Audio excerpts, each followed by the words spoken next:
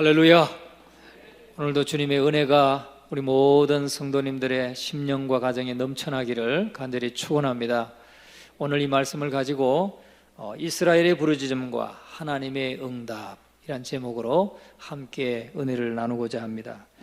외국으로 이민 간 사람들 중에는 그곳에 가서 영주권을 얻고 또 시민권을 받고 그렇게 해서 이제 1대가 사는 사람도 있고 2대, 3대, 또 4대 이렇게 오랜 세월 정착하고 살아가는 사람들이 있습니다. 그런 사람들의 대부분을 보면은 그 땅에 뿌리 박기를 원해서 그 나라 말을 잘 쓰고 말을 잘 배워서 쓰고 문화를 따르고 또 사고방식도 그 나라 사람들과 같이 그렇게 어울리면서 살아갑니다. 그러다 보니까 그의 자녀들이나 손자들이나 하여튼 손녀들, 이 손주대에 가면은 2대, 3대 내려갈수록 한국말 모르죠. 한국말을 다 잃어버리고 또 한글을 모르고 살아가는 경우가 허다합니다. 그들은 이제 그 나라에 잘 정착해서 잘 살아갑니다. 그런데 그들이 그렇게 뿌리박은 그런 땅을 떠나고자 할 때가 언제겠습니까? 바로 정말 이전보다 더 나빠졌을 때, 다 실패하고 아무것도 가진 것이 없게 되었을 때, 막막할 때, 그때는 고국이 생각나고 또 고향으로 돌아가고 싶은 그런 생각들이 나는 거겠죠. 또 핍박이 있을 때, 박해가 있을 때 아마 그들은 그런 생각을 하게 될 것입니다. 야곱과 그의 가족들이 그랬습니다. 야곱과 그의 가족들이 애굽에 처음 내려갔을 때는 아들이 요셉이었고 형제가 요셉이었고 삼촌이 요셉이었습니다. 그러나 400년이 훌쩍 지나고 나니까 그 당시에 있었던 그 왕조는 다 무너지고 몰락하고 그들을 쫓아내고 몰아냈던 투트모스 왕조, 그 왕조가 들어서서는 이스라엘 백성들을 노예로 삼고 그들을 참 노역을 시키고 가혹한 그런 노동을 시키면서 그들은 너무너무 살기가 어려웠던 것입니다. 처음에는 그들이 그곳에 영구히 정착하기를 바라고 애굽 사람과 같이 되기를 바라고 그들의 말을 쓰고 그들의 문화를 쫓아가고 그들이 섬기던 우상을 쫓아가고 그들의 죄악을 쫓아가고 그랬던 이스라엘 백성들이지만 그러한 노동과 고된 노역에 시달리면서 그들은 노예로서의 삶에서 결국은 내가 더 이상 살아갈 수 없겠다, 이 땅을 내가 떠나야 되겠다라고 생각하게 되었던 것입니다. 그런데 여기는 하나님의 놀라운 계획과 하나님의 섭리가 있다는 것을 우리는 잊어서는 안 될 것입니다. 하나님은 우리가 그러한 노예 상태, 그러한 고통의 상태, 이러한 것에서 우리를 건져주기를 원하십니다. 건져주기를 원하시지만 하나님은 우리를 강제적으로 질질 끌어다가 그러한 오히려 좋은 것을 주기를 원하지 않으신다는 거죠. 하나님은 우리에게 하나님의 계획을 다 말씀해 주시고 우리에게 축복을 약속하시고 하나님의 놀라운 복을 약속하시고 그리고 우리가 스스로 의지적으로 기쁨으로 하나님을 따라오기를 원하셨다는 겁니다. 그래서 그렇게 되기를 원하시면서 그러면 이스라엘 백성들이 그 죄된 삶, 그 속박당한 삶, 박해당하는 삶, 그 고된 노역 가운데서 스스로가 내가 더 이상 못 살겠다, 내가 이제는 그 하나님이 말씀하시는 그 땅으로 가야 되겠다 라는 생각을 가지도록 하나님은 고난도 허락하셨고 또 그러한 박해도 허락하셨고 내버려 두셨다는 거죠. 여러분, 오늘 저와 여러분을 하나님은 죄에서 구원하셔서 죄에서 건지셔서 하나님의 당신의 백성을 죄에서 건지셔서 하나님의 약속하신 영적인 가나안으로 인도하기를 원하십니다. 그런데 우리를 강제로 끌어다가 천국에 넣기를 원하시는 하나님이 아니시라는 거예요. 현실을 우리가 바로 알고 내 고통의 문제를 알고 내가 당하고 있는 이 처절한 현실을 바라보고 스스로 뛰어나와서 하나님이 제시하시는 그 구원의 손길을 붙잡고 하나님께로 하나님이 약속하신 땅에 들어가기를 원하신다는 것입니다. 오늘 이 사실을 저와 여러분들이 깨닫게 되기를 주의 이름으로 축원합니다. 여러분, 우리가 볼 때는 세상 사람들과 다를 바가 없습니다. 이스라엘 백성들이 애굽 사람들과 다를 바가 전혀 없었던 것처럼 그들이 누리는 그 부유한 삶을 그대로 누렸고, 또 특권을 누렸고, 즐거움도 누렸고, 애굽의 모든 풍족한 즐거움을 다 누렸습니다. 그래서 그들은 그곳에 더 살기를 원했습니다. 그곳에 안주하고 정착하기를 원했습니다. 그런데 하나님의 계획은 그것이 아니었습니다. 하나님의 백성을 하나님이 택하셨고, 그 백성은 하나님이 약속하신 땅에 인도해서 그 가나안 땅에 들이기를 원하셨다는 것입니다. 그래서 그들이 그곳에서 나오기를 원하셨는데, 그 나오는 방법은 그들에게 그러한 고통을 허락하시고 그 고통 가운데서 스스로 부르짖게 하셨다는 것입니다. 그래서 하나님께서 하신 것은 첫 번째로 이스라엘 백성은 그 고통 가운데서 부르짖었다 하는 것입니다. 고통 가운데서 부르짖었습니다. 여러분, 오늘 저와 여러분을 하나님이 불러내시는 것도 마찬가지입니다. 세상 가운데서 우리를 불러내실 때 우리가 세상 사람들과 똑같이 살죠. 직업을 가지고 일하면서 또 꿈을 가지고 열심히 살아갑니다. 겉으로 보면은 안 믿는 사람과 믿는 사람이 구분될 것이 별로 없습니다. 그러나 죄 가운데 있을 때는 고통이 있죠. 죄 가운데 있을 때는 의미가 없죠. 죄 가운데 살아갈 때는 우리 삶에 소망이 없습니다. 그러나 그 죄의 고통을 깨닫고 하나님 앞에 부르짖게 될 때에 하나님은 그 죄 가운데서 우리를 구원해 주시는 것입니다. 그런데 오늘 우리가 읽은 이 본문의 말씀에는 이스라엘의 부르짖음과 하나님의 응답, 그러니까 이스라엘이 부르짖고 하나님은 응답하셔서 그들을 구원해 주셨는데, 바로 죄 가운데, 죄의 고통 가운데 살아가는 저와 여러분들이 하나님 앞에 이스라엘 백성들과 같이 부르짖을 때에 하나님은 구원해 주신다 하는 것을 말씀해 주고 있습니다.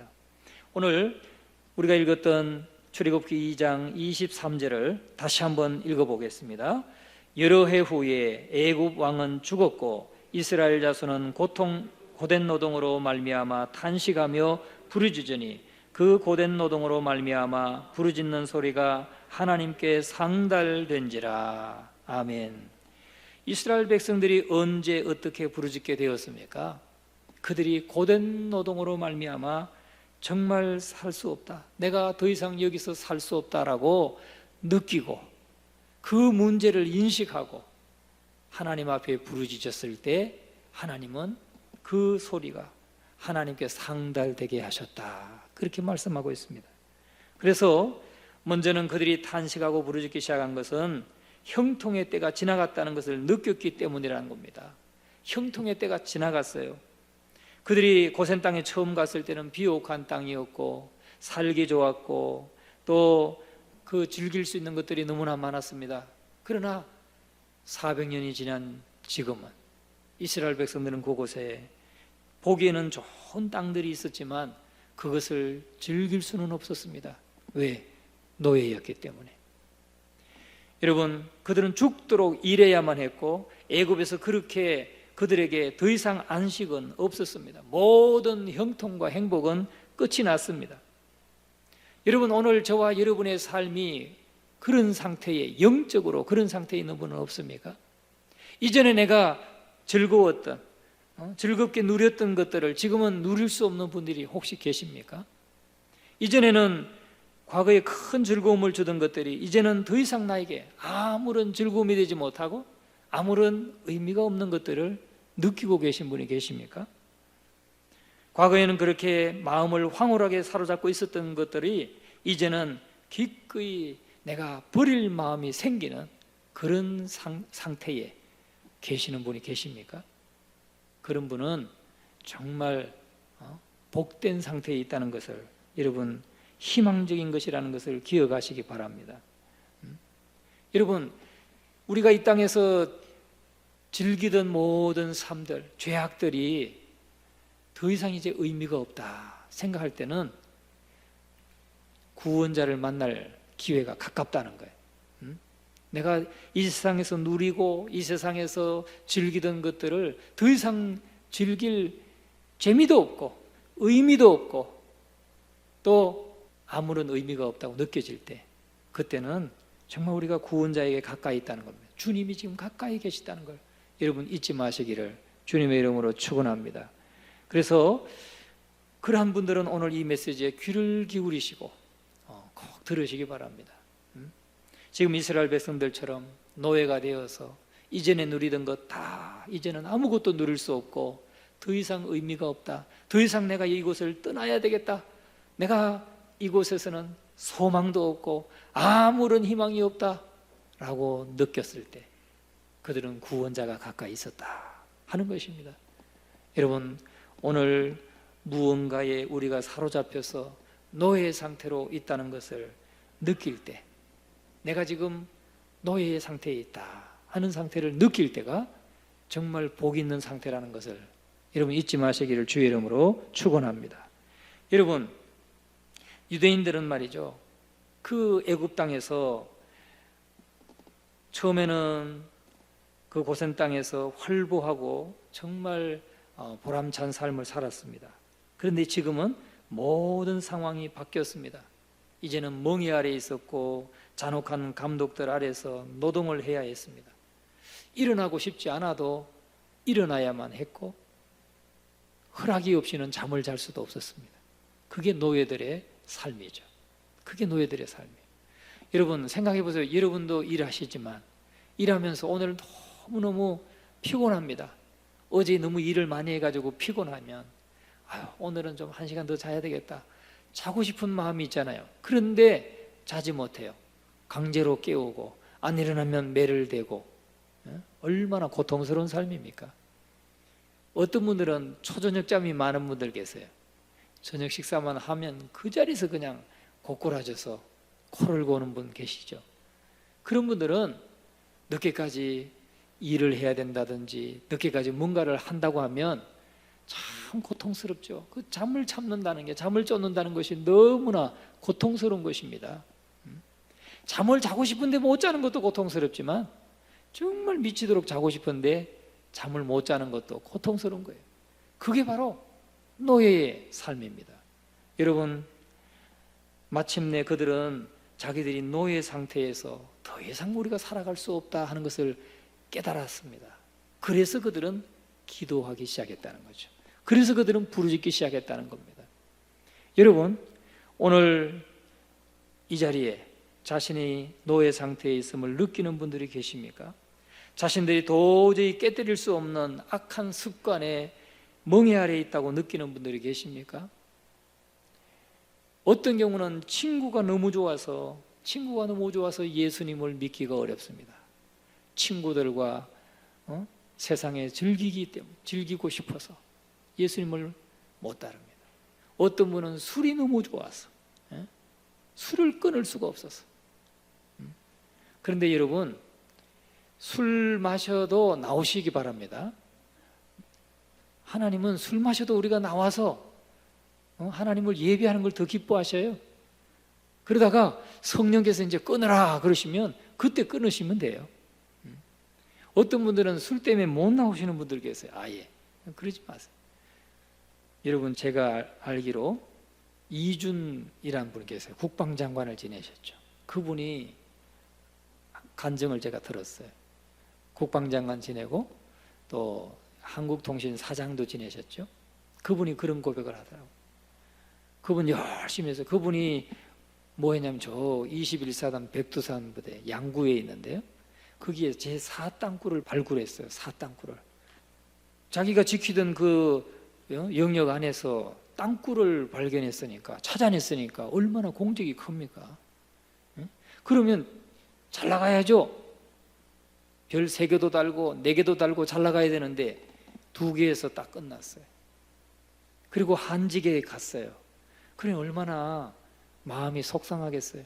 늘 동료들과 술 한잔 기울이고 하면서도 그분이 그래요. 자기는 술이 취해가지고도 새벽에 꼭 새벽 예배를 나갔대요. 새벽 예배 나가서 술 취해가지고도 하나님 앞에 엎드리고 기도하고 그랬다는 거죠. 그런데 어느 날 그 탄식을 하나님이 들으셨는지 그를 그냥 쭉쭉쭉쭉 높이셔가지고 별 4개까지 탁 달게 하시고 국방장관까지 하게 하시고 그 별 4개 달고 군사령관 하실 때 저희들이 그 간증을 들었어요. 눈물로 간증을 하시더라고요. 여러분, 어떤 사람은 이렇게 끊을 수 없는, 내 힘으로 끊으려고 하는 의지는 있는데 끊을 수 없는 그 어쩔 수 없는 그 상태에 있어요. 노예 상태예요. 노예 상태. 어떻게 보면 중독의 상태죠. 그렇다 할지라도 여러분 그런 상황 가운데서 부르짖게 되면, 하나님 앞에 부르짖게 되면 하나님은 들으신다. 하나님은 들으시고 응답하신다는 것을 믿으시기를 주님의 이름으로 축원합니다. 여러분, 우리가 그러한 욕망과 그러한 친구들과 또 그런 가운데 내가 내 마음대로 내 의지대로 살 수 없으면 그게 노예 상태인 겁니다. 죄 때문에 내가 이 죄를 끊어버릴 수가 없고 죄를 떠날 수가 없고 하다면은 우리는 노예 상태에 있는 거예요. 여러분, 그런데 모든 사람은 죄의 노예로 살아가고 있는 거예요. 예수 그리스도를 믿기 전에, 예수 그리스도 안에 들어와서 자유하기 전에는 다 죄의 노예 상태에 있는 것입니다. 그 사실을 우리가 스스로 발견하는 것이 중요합니다. 그래야 하나님 앞에 부르짖을 수 있기 때문에. 이스라엘 백성들은 자기들이 당했던 이 모든 고난 속에서 우리가 이 노예 상태로는 결코 살아갈 수가 없구나, 이전에 행복했던 모든 시절은 다 끝났구나, 이것을 깨닫게 되었을 때에, 그리고 자신들의 짐이 감당하기에 지나치게 무겁고 도저히 내가 견딜 수 없다 하는 것을 깨닫게 되었을 때에 그들은 하나님 앞에 부르짖어 기도했다는 것입니다. 또 그들은 바로의 손에서부터 벗어나는 일에 있어서 자기들의 힘은 아무 힘이 없구나, 무력하구나, 내 힘으로는 결코 이 죄의 속박으로부터 벗어날 수 없구나, 이 사실을 깨닫게 될 때 부르짖게 된다는 거예요. 여러분, 우리는 이것을 잊어서는 안 됩니다. 여러분, 그런데 이들의 이 부르짖음을 우리가 기억해야 됩니다. 이 부르짖음은 하나님 나 좀 도와주세요, 그냥 단순한 탄식이 아닙니다. 그 마음의 깊숙한 곳에서부터 억누를 수 없는, 결코 막을 수 없는 그런 간절한 탄식을 말합니다. 그냥 아무리 누르고 참고 견디려고 애를 쓰고 애를 쓴다 할지라도 참을 수 없는 그런 간절함, 절박함. 여러분, 우리가 절벽에 떨어지기 일보 직전 그 바위를 붙들고 아니면 나무를 붙들고 대롱대롱 매달려 가지고 간절하게 사람 살려 하는 그런 외침과도 같이 간절한 탄식, 간절한 부르짖음, 그 부르짖음을 하나님이 들으신다는 것입니다. 이 3절에 보면, 23절에 보면 이스라엘 자손은 고된 노동으로 말미암아 탄식하며 부르짖으니 그 고된 노동으로 말미암아 부르짖는 소리가 하나님께 상달된지라. 너무너무 고되어 가지고 내가 이렇게 도저히 살아갈 수 없다, 도저히 살아갈 수 없다, 주저앉아 언제 끝날지 모르는 이 멍에를 붙잡고 차라리 그냥 이제로 죽었으면 좋겠다, 그런 정도의 간절한 탄식, 그런 기도를 하나님이 들으신다는 거예요. 여러분, 죄의 노예가 되어 있는 분 계십니까? 지금도 아직도 끊어버릴 수 없는 습관에 묶여서 끊기를 원하지만은 아직도 여전히 속박당하고 아직도 여전히 그 고통 속에 계신 분이 계십니까? 그러면 이스라엘 백성들의 부르짖음과 같이 마음 깊숙한 곳에서부터 터쳐나오는 그런 부르짖음으로 하나님 앞에 부르짖기를 주의 이름으로 축원합니다. 저는 탈북민들이, 그 탈북민 중에 이순실이라는 분이 계세요. 이순실. 이분은 북한군에서 간호장교를 11년인가 하셨다고 그러더라고요. 그런데 이분은 중국으로 탈북했다가 9번을 탈북했어요. 그러니까 8번은 다시 북송되었다는 거예요. 8번은 북송되었어요. 그래서 죽도록 얻어맞고 죽도록 고초를 당하다가 9번째 또 중국으로 탈출해서 결국은 자유대안에 오셔가지고 이제는 자유롭게 대한민국 국민으로서 살아가는 분이 계세요. 그분 간증도 있더라고요. 하나님을 믿어요, 이분도. 그런데 그 간증들 이렇게 들여다보면 정말 눈물 없이 들을 수가 없더라고요. 눈물 없이 들을 수 없습니다. 그들이 북송될 때는 어떻게 북송되는지 아십니까? 꽁꽁 묶여가기도 하지만 어떤 경우는 무릎에 새코쟁이를 꽂아가지고 꿰어가지고 끌고 간다는 거예요. 그리고 그 교화소에 가면 그냥 온 몸이 망신창이가 되도록 얻어맞고 정말 죽어나가는 사람이 다반사하고 그런 가운데 8번을 북송됐더라고요. 그런데도 나는 더 이상 이곳에 살 수 없다. 나는 자유 없이는 살 수 없다. 나는 여기서 노예 생활할 수 없다. 그래가지고 9번째 탈출해서 성공했더라고요. 여러분, 그런 간절함이 있어야 됩니다. 오늘 우리가 죄의 종로로 사다가 죄에서 자유함을 얻기 위해서는 그런 간절함을 가지고 우리는 기도할 때에 하나님은 들으시고 응답하신다는 거예요. 그런데 그런 분들의 특징이 뭔지 아세요? 그렇게 얻어맞고 그렇게 그냥 언 땅에서 그저 쥐를 잡아먹어가면서 생존하고 그런 가운데서 여러분 무슨 기도 소리가 나겠어요? 어떻게 기도할 수 있겠어요? 그냥 쓰러져서 신음하는 거예요. 쓰러져서 신음하는 거. 그 마음속으로 하나님 앞에 마음속 깊은 슬픔을 하나님 앞에 부르짖고 간구하고 그리고 가만히 있는 게 아닙니다. 가다가 죽을지언정 가는 거예요. 가다가 죽을지언정 넘는 것입니다. 사선을 넘는 거예요. 그런 노력이 없이는 안 된다는 거죠. 여러분, 우리가 죄에서 구속받고 구원받고 하나님의 자녀가 되는 것도 마찬가지입니다. 그냥 하나님 나 구원해 주세요. 마음이 얕은 것은 별로 믿을 수가 없어요. 내 죄의 현실을 깨닫고 하나님 앞에 간절함으로 그 신음소리로 신음할 때 하나님은 그걸 들으신다는 거죠. 여러분, 우리가 세월호 사고로 인해서 많은 학생들이 죽었습니다. 그 부모들이 그 자식의 죽음 앞에서 얼마나 고통스럽게 말도 못하고 그저 흐느끼고 신음소리를 내는 거 보셨죠? 또 천안함이 침몰했을 때 그렇게 북한의 소행으로 인해서 격침되고 그 생때 같은 아들이 죽음으로 이렇게 돌아왔을 때 그 부모들이 흐느끼고 말도 못하고 그저 신음소리만 내는 거 보셨죠? 그런 부르짖는 소리를 하나님이 들으신다는 거예요. 오늘 저와 여러분 죄 가운데 있는 분들 계십니까? 죄에 아직도 노예로 살아가시는 분 계십니까?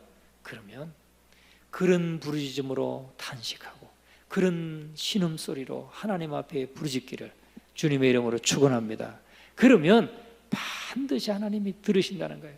하나님은 우리가 두 번째 생각해야 되는 것은 하나님은 긍휼의 하나님이시란 겁니다. 긍휼의 하나님이세요.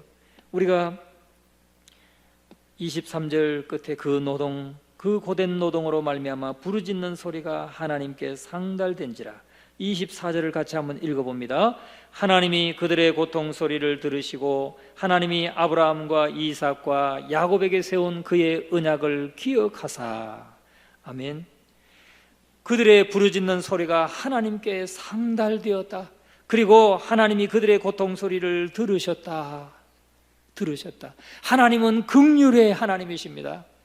우린 때때로 어떤 말을 하면 기뚱으로 듣는다고 그래요. 우리 기뚱으로 말을 하는데 얼굴은 지금 쳐다보고 있어요. 얼굴은 쳐다보고 있는데 생각은 다 딴 생각하고 있어요. 혹시 여러분 그렇게 그러고 있지는 않습니까? 지금 얼굴은 저를 쳐다보는데 생각은 지금 다 엉뚱한 데가 있고 그러지는 않습니까?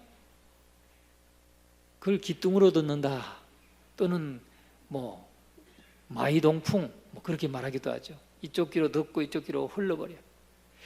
우리가 하나님 앞에 탄식하면서 부르짖는 소리를 그 마음 깊숙한 곳에서부터 우러나오는 그런 탄식의 소리를 하나님은 이쪽 귀로 듣고 이쪽 귀로 흘려버리시는 하나님이 아니시라는 거예요. 하나님은 서서 조용히 서서 그들의 고통의 소리를 들으신다는 거죠. 그들의 신음소리를 들으시는 하나님이시란 겁니다. 그런데 그들의 고통 소리를 들으시고 끝나는 것이 아니라 하나님은 아브라함과 이삭과 야곱에게 세우신 그의 언약을 기억하시고 응답하신다는 것입니다. 그런데 여기 중요한 것이 있어요. 하나님이 이스라엘 자손을 돌보셨고 하나님이 그들을 기억하셨는데 가련한 죄인의 소망이 여기에 있다는 거예요. 하나님이 이스라엘 백성들의 그 소망을 들어주시는, 그들의 그 소원을 들어주시는 그것이 하나님의 긍휼하심이 이스라엘 백성들의 유일한 소망이라는 거죠. 이스라엘 백성들이 뭐 잘한 것이 있어서 지금 하나님이 들어주시는 게 아닙니다. 이스라엘 백성들이 착하게 살았기 때문에 하나님이 들어주시는 것이 아닙니다. 하나님이 긍휼하심이 풍성해서, 하나님의 긍휼에 근거해서, 또 아브라함과 이삭과 야곱에게 세웠던 그 언약을 기억하셔서 그들의 신음소리를 들어주셨다 하는 것입니다. 여러분, 그들 자신으로부터 말미암는 소망이 아닙니다. 그들이 부르짖었기 때문에 소망이 아니라 하나님이 긍휼의 하나님이시기 때문에 그들에게 소망이 있다는 거예요. 믿습니까? 이해가 안 가신 것 같은데, 예? 이거 너무나 중요한 겁니다. 예? 다시 말하면 하나님은 그들의 죄를 기억하지 않으셨어요. 그들이 애굽 사람과 똑같이 살고자 하고 애굽 사람이 섬기던 우상을 섬기고자 하고 그들의 죄를 쫓아가고 하셨던 그들의 허물과 그들의 죄는 하나님이 보시지 아니하시고, 단지 그들은 그 고통 속에서 단지 고통을 벗어나기 위해서 부르짖는 것이지만, 하나님은 먼저 아브라함을 택하시고 이삭을 택하시고 야곱을 택하시고 그들과 맺었던 그 언약을 기억하셔서 그들을 건져주셨다는 거예요. 여러분, 오늘 하나님께서 저와 여러분을 건져주시고 죄에서 건져주셔서 하나님의 자녀 삼아주시는 것도 마찬가지입니다. 예수 그리스도 안에서 우리에게 맺으신 은혜 언약, 우리는 죄가 여전히 있음에도 불구하고 단지 하나님의 그 택하심을 받고 은혜를 입어서 죄를 깨닫고 고백하고 예수 그리스도를 믿는 믿음으로써 예수 안에서 맺으신 그 언약 안에서, 언약 때문에 그 언약을 기억하시고 저와 여러분들을 하나님께서 하나님의 자녀 삼으시고 건져주셨다 하는 것입니다. 여러분, 이 사실을 우리가 잊지 마시기를 주의 이름으로 축원합니다. 여러분의 고통을 하나님께 맡기시기 바랍니다. 여러분의 모든 고통을 하나님께 맡기시기 바랍니다. 하나님은 자신의 언약을 기억하시는 분입니다. 누구 안에서? 예수 그리스도 안에서 저와 여러분이 예수 그리스도 안에서 맺으신 그 언약을 기억하셔서 우리를 죄에서 건지실 뿐만 아니라 우리를 구원하신다는 사실을 잊지 마시기를 주님의 이름으로 축원합니다. 하나님은 이삭을 기억하셨어요. 야곱을 기억하셨어요. 아브라함을 기억하셨어요.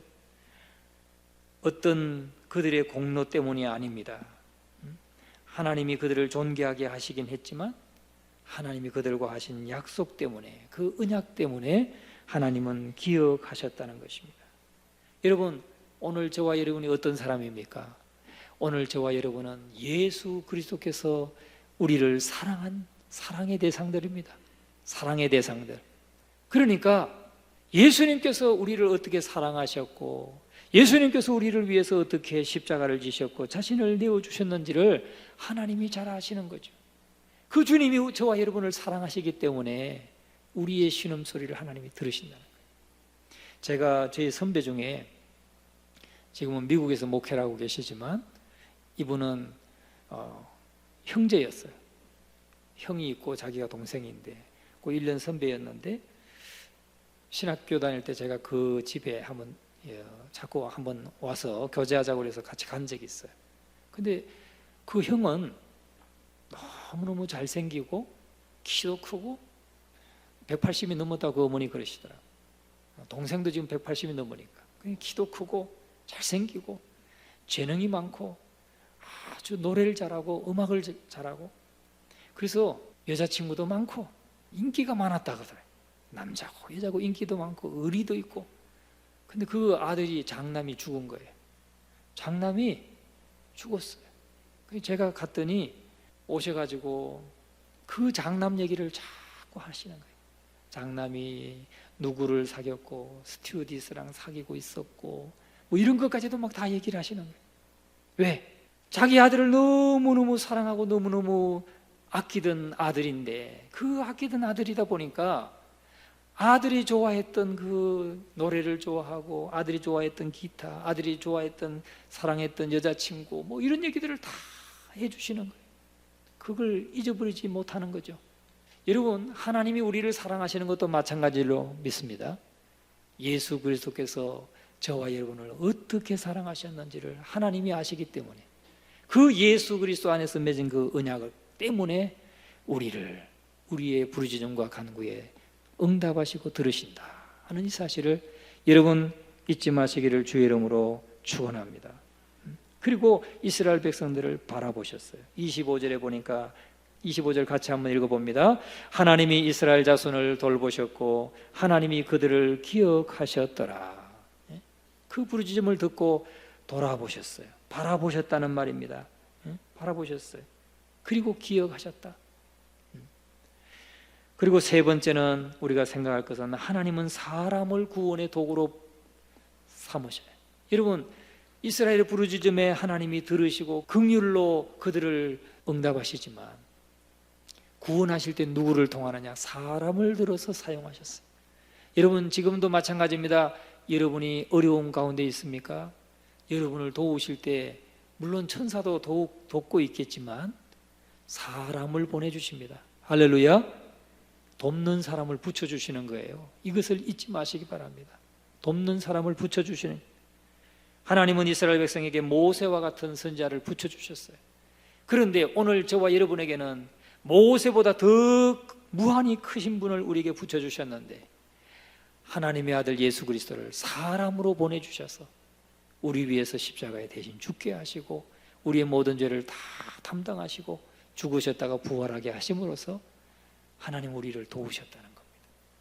여러분, 이 사실을 잊지 마시기를 주의 이름으로 축원합니다. 모세가 그랬던 것처럼 모세에게도 하나님이 신적인 권위를 주셨죠.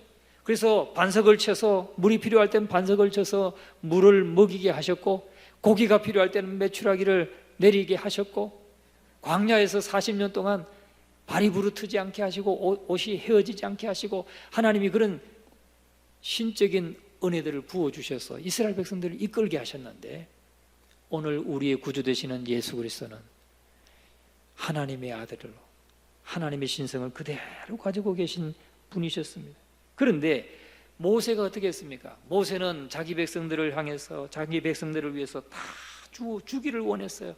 출애굽기 32장 31절 32절에 보면 이렇게 말합니다. 모세가 여호와께로 다시 나아가 여짜오되 슬프도소이다. 이 백성이 자기들을 위하여 금신을 만들어 싸우니 큰 죄를 범하였나이다.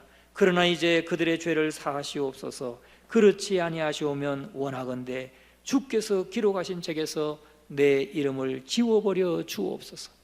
이 백성을 하나님께서 용서해 주지 못하신다고 한다면, 도저히 용서 못하실 것 같다면 제 이름을 생명책에서 지워버려 주십시오. 자기를 다 이스라엘 백성들을 위해서 내던졌습니다. 여러분, 그런데 예수님은 어떻습니까? 예수님은 실제로 저와 여러분과 같이 죄인의 자리에 서주시고 저와 여러분이 당해야 될 죄의 형벌을 예수님이 대신 받아주시고 당신의 생명을 내어주신 분이 예수님이시란 거예요. 하나님은 이렇게 사람을 통해서, 사람을 보내셔서 우리를 구원하신다는 겁니다. 마지막으로 모세는 이스라엘 백성 모두를 건져냈다는 겁니다. 이스라엘 백성 모두를 건져냈어요. 이스라엘 백성들이 애굽에 남아있는 자들이 없었습니다. 그 어린 양의 피가 문설주에 발려져 있는 모든 사람, 이스라엘 백성들의 집은 다 구원함을 받았어요. 가축까지도 구원받았어요. 출애굽기 10장 26절에 이렇게 말합니다. 우리의 가축도 우리와 함께 가고 한 마리도 남길 수 없으니 이는 우리가 그 중에서 가져다가 우리 하나님 여호와를 섬길 것임이며, 우리 가축도 우리와 함께 가고 한 마리도 남길 수 없다. 한 마리도 남길 수 없다. 하나님이 모세에게 맡겨주신 이스라엘 백성은 어린아이 하나도 남김없이, 양 한 마리도 남김없이 다 애굽의 종살이 하던 것에서 이끌어내어서 해방시켰다는 거예요. 할렐루야. 그런데 모세보다 더 크시고 모세보다 더 큰 능력을 가지고 계시는 우리 예수 그리스도는 하나님이 예수님에게 보내주신 영혼들, 하나님이 택하여서 예수 그리스도에게 이끌어주신 모든 사람들을 단 한 명도 빠뜨리지 아니하고 구원하실 수 있는 분이라는 거예요. 구원하셨다는 겁니다. 여러분, 예수님은 하나님이 택하신 자들을 100% 구원하시는 분이에요. 믿습니까? 예수님은 끌어당기다가 놓치는 분이 아니에요. 믿다가 떠나게, 예수 믿다가 구원받았다고 생각했는데 떨어져 가지고 예수 구원 못 받는 사람이 되게 하시는 분이 아닙니다. 하나님이 택하신 영혼들은 반드시 100% 가축 한 마리도 남길 수 없이 다 이끌어내시는 하나님이시란 것을 우리에게 말씀해 주고 있는 것입니다. 주님의 하나님의 택함을 받은 사람은 반드시 100% 구원받게 된다. 이 사실을 확신하시기를 주의 이름으로 축원합니다. 여러분, 그러니까 지금 믿는다고 생각하시는 여러분, 지금 살다가 믿다가 에이, 별것 없는 것 같아, 하나님 안 계신 것 같아, 예수 믿어도 소용없는 것 같아, 이런 분들 혹 계실지 모르겠어요. 그런 분들은 애초부터 구원받지 못한 사람이에요. 애초부터 택함받지 못한 사람이라고 말할 수밖에 없어요. 주님의 양이 아니라는 거죠. 주님의 양은 반드시 주님이 100% 구원해내신다. 이스라엘 백성들은, 모세는 이스라엘 백성 양 한 마리까지도 다 이끌어내셨습니다. 그 무엇을 상징하느냐? 우리의 구주 되시는 예수 그리스도는 당신의 택한 백성들을 반드시 단 한 사람도 남김없이 다 구원해내신다는 것을 말씀하고 있는 것입니다. 이 사실을 확신하시기를 주님의 이름으로 축원합니다. 여러분, 어떤 어려움이 와도, 어떤 시험이 와도 나는 하나님의 자녀다, 나는 하나님의 백성이다, 이 사실을 확신하시고 주님께 부르짖고 기도함으로써 또 응답받고 또 문제는 해결되고 승리하시는 저와 여러분 되시기를 주님의 이름으로 축원합니다.